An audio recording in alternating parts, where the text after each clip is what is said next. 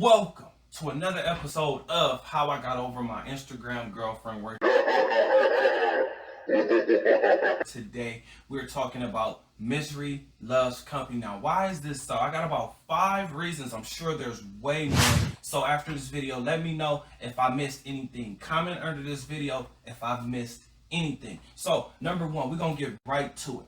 Misery loves company, especially for women, because this is a way for women to actually bond. This gives them something in common, meaning when they share their war stories, now they feel like they have a friendship. The problem with that friendship is, does that woman actually want your man? That's what a lot of women are starting to overlook.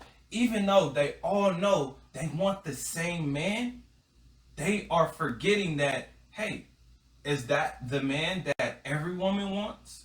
Number 2, women love drama. Oh my gosh, they love drama, they love arguments, they love the fights. And I can't say that I don't like to see fights, but I would like to see professional fights, like boxing matches and MMA stuff, right, where it's actually a competition. Like, I don't actually care to see, like 2 guys on the street fighting and one dude just getting, the snot beat out of him. That's not really my thing, but I get it. Some people love it, some people like it, but that's just not me. You have a woman who's in what she would say is the best relationship she's ever been in. And then you have the other woman on the other side who is the side chick, right? Now, this woman who finally has an issue in her relationship, she's now telling the side chick her problems. And guess what? The side chick is telling her what she would do and how she would do things. You keep telling this woman that you've been cheated on when you're the side chick. This is one of the most mind-boggling things. These conversations are sweeping the nation, maybe even sweeping the world, where there's women who actually believe that they are the main chick when they know that the man that they're dealing with is married. That's really strange to me. But hey, who am I to judge? I'm just saying that is really strange, okay? Because you're the side chick, so how is he cheating on you? And how can you tell her what you would have done? Number 3, women are actually venting. And this is something that I can understand, and I can say this is a 2-way street, because we all have to get things off of our chest. So this is a little bit different from bonding, because this time you're actually speaking and actually trying to get things out of you so that you can actually calm down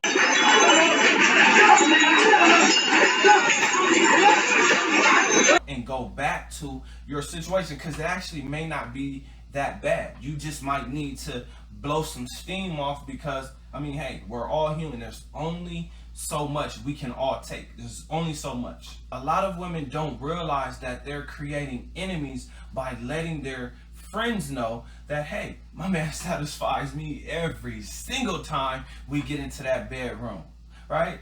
Now, why is that detrimental? That's detrimental because that woman already knows, meaning the second woman, she already knows that, hey, wait a minute, girl, we've been talking about these men and how they are not pleasing us. So now you finally got a man that's pleasing you? Okay, well, I'm happy for you, but she's actually side-eyeing you, because there's this thing called silent competition, where she wants what you have because she wants to experience what you're experiencing. Men understand that our competition is not silent. We understand that, hey, we want the best looking woman. We want the woman that is ours, our personal possession, meaning this is our trophy. But we want that trophy to actually be an asset to our life, not a liability, meaning she's a vacuum and everything that goes to her goes into a trash bag, right? We want what we put in to actually give us dividends, to actually give us passive income. Number 5, social media has ruined the lives of a lot of people, because some women date based on how many likes and followers do you actually have. And then people feed into it as if they're that person, meaning, okay, well, I got 50,000 followers, so I'm popping over here. Anytime I post a picture, everybody's looking. But I would ask, how much money are you making off of those followers? Because if you have 50,000 followers, and let's just say we do the math, or let's just throw the math out. Let's just say you have 50,000 followers. You can't get 500 people to pay you for whatever service it is that you offer. So for me, when I see people on social media, and I fall victim to this as well, because for me, when I see a man driving a Lamborghini or a Bentley, those are my two dream cars that I actually want. So when I see a man have it, I'm like, okay, well, how did he get it? What was he doing in order to put himself in position to get that? See, I don't want his, I want my own. But it's the same thing when it comes to a woman. Okay, when it comes to a woman, I want my own. I don't want a woman that belongs to social media or belongs to other men or other people. I get it. We all have a family, but at the end of the day, if I'm going to get into a relationship, she's going to be a teammate, a partner, a companion. If she's just a fun girl, then we just have to do fun things and then go our separate ways.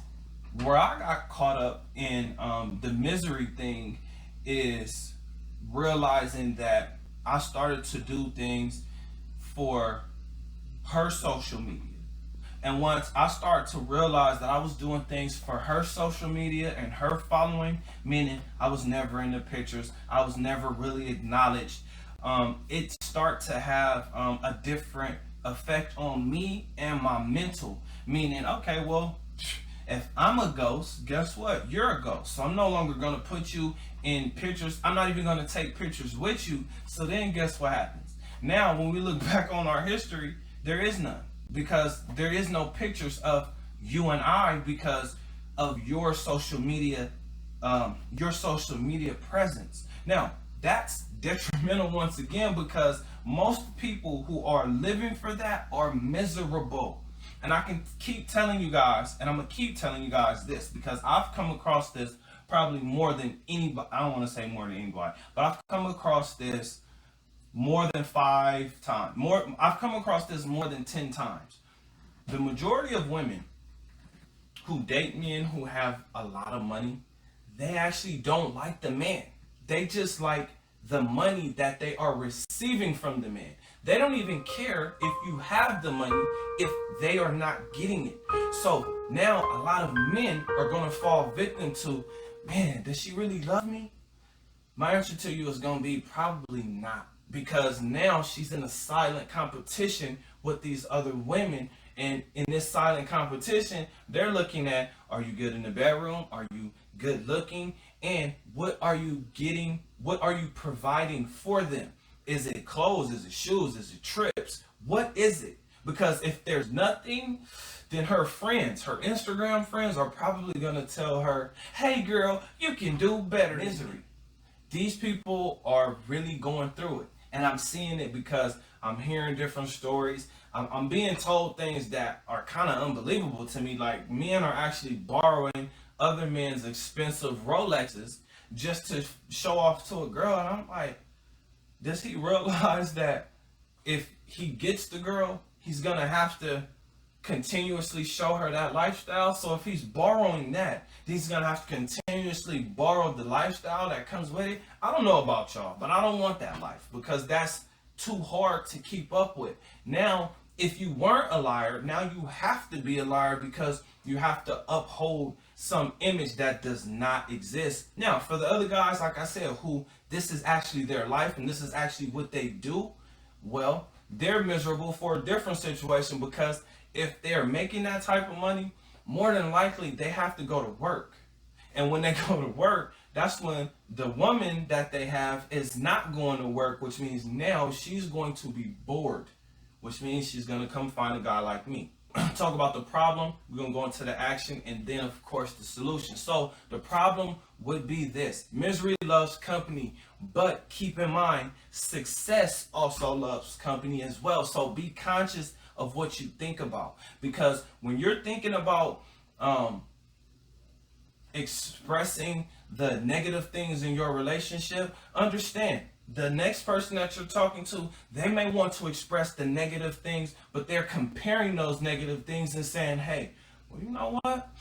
I would rather deal with your negative than my negative, because my negative is way worse than what you're going through. Starting over isn't so bad. Trust me, at first, oh my gosh, I did not want to start over. Oh my goodness, I didn't want to start over. But when I finally understood, hey, forgiving and making change is actually healing me, healing you. So you have to find it in yourself to actually make that change, to actually forgive. Trust me, those are the two biggest things when it comes to healing, because you're gonna need it.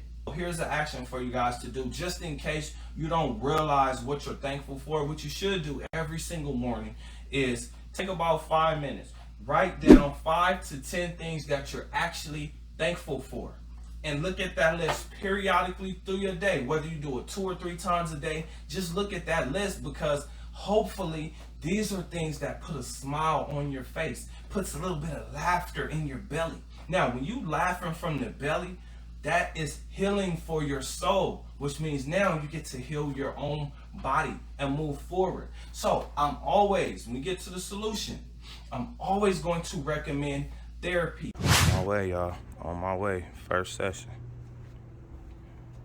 But when I'm telling you guys to go to therapy, go there with the intention of, I'm going to be better than I was yesterday. I'm going to be better than I was a month ago. That way you have some type of goal. You're not just going in there just to go in there, because, I mean, some therapists are better than others. But that goes across the board. Whether you're playing sports, whether you have a coach or trainer, anything for self-improvement, make sure it actually is following some type of action so you get the most out of it. So with all that being said, again, if I left out anything, get in the comments under this video. Other than that, I'll see you guys on the next one. Peace.